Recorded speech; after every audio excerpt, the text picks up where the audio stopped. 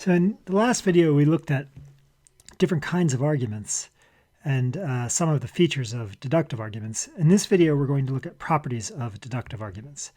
So deductive arguments can be, and from now on, I'm just going to say arguments instead of deductive arguments, but I'm speaking exclusively of deductive arguments unless I say otherwise. Deductive arguments, arguments can be valid or invalid.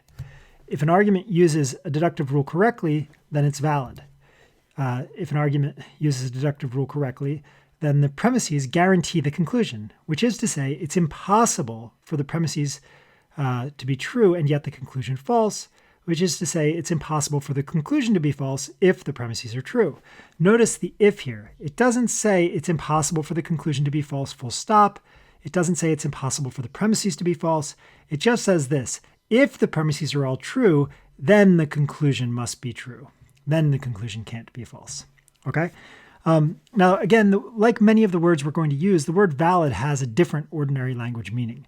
When people say that's a valid point, they don't mean it's a that it's a conclusion of a particular kind of argument. Instead, what they mean is like it's a good point. It makes sense. It fits, or whatever.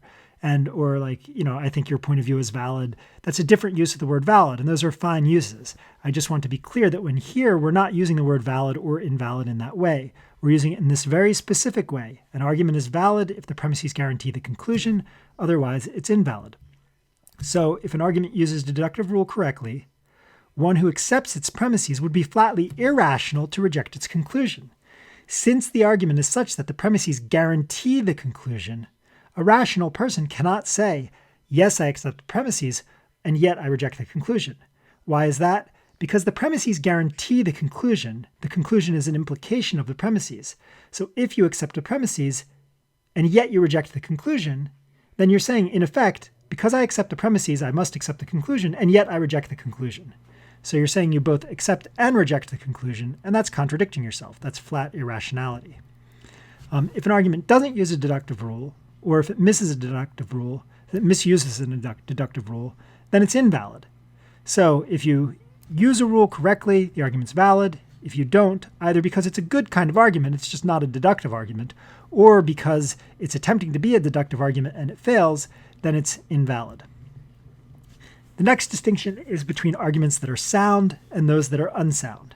And people sometimes have trouble keeping these distinctions straight, and you will be tested on these distinctions, and you'll do an exercise on these distinctions, so it's really worth trying to get them straight. Also, of course, they're really useful in ordinary life. Okay, so if an argument uses a deductive rule correctly and has only true premises, then it's sound. Notice that two conditions have to be satisfied for an argument to be sound. One condition is that it uses a deductive rule correctly, which means it's valid. The other condition is that it has true premises. So this, in effect, is saying if an argument is valid and has true premises, then it's sound. What that means is being valid is a necessary condition for being sound. Having true premises is a necessary condition for being sound. And being sound is a sufficient condition for having true premises and being valid. But notice that being valid is not individually sufficient for being sound, because an argument can be valid and yet fail to be sound because it has false premises. And having true premises is not individually sufficient for being sound, because an argument can have true premises and yet not be sound because it's not valid. So soundness is like the gold standard. It's saying not only are your premises true, but the structure of your reasoning is good too. Not only is the structure of your reasoning good, but the premises are true too. If an argument goes wrong in either of the two ways, then it's unsound. So any argument with a false premise is unsound, even if the structure of the reasoning is good. Any argument with that misuses a deductive rule, or to put it another way, any argument that isn't valid is unsound, even if its premises are true. If you're missing either of those features, if the argument is invalid or if it has a false premise, then it's unsound. So again, soundness requires two things. If you're missing either or both of them, then you're unsound. Okay, now some basics for representing arguments. As I said before, I want you to identify and number each premise and each conclusion. Write a P or the word premise in brackets after the premise.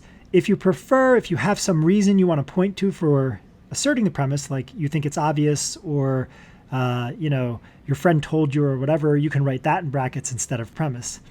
Write conclusion, or C, in brackets after each conclusion, and you also list the premises that most directly lead to a conclusion after you write the conclusion.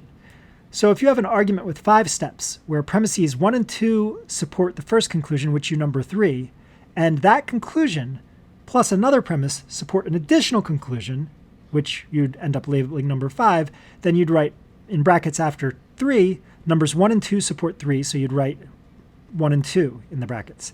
And that conclusion number 3 plus another premise number 4 support 5. So after 5, you'd write in brackets 3 and 4.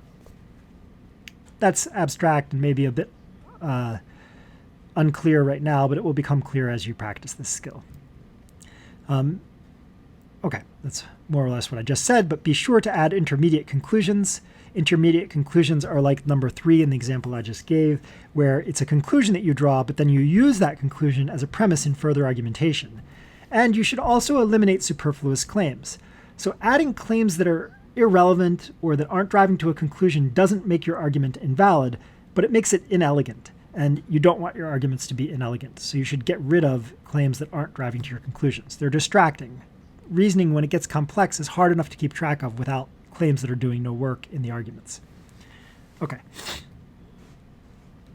This way of doing things, where you identify a number of premises, write P after the premises, C after the conclusion, and identify which premises led to the conclusion by numbering them, is called standard form. You're putting the argument in standard form. Okay, so now next we'll stop this video there, and next time we'll look at some symbolization.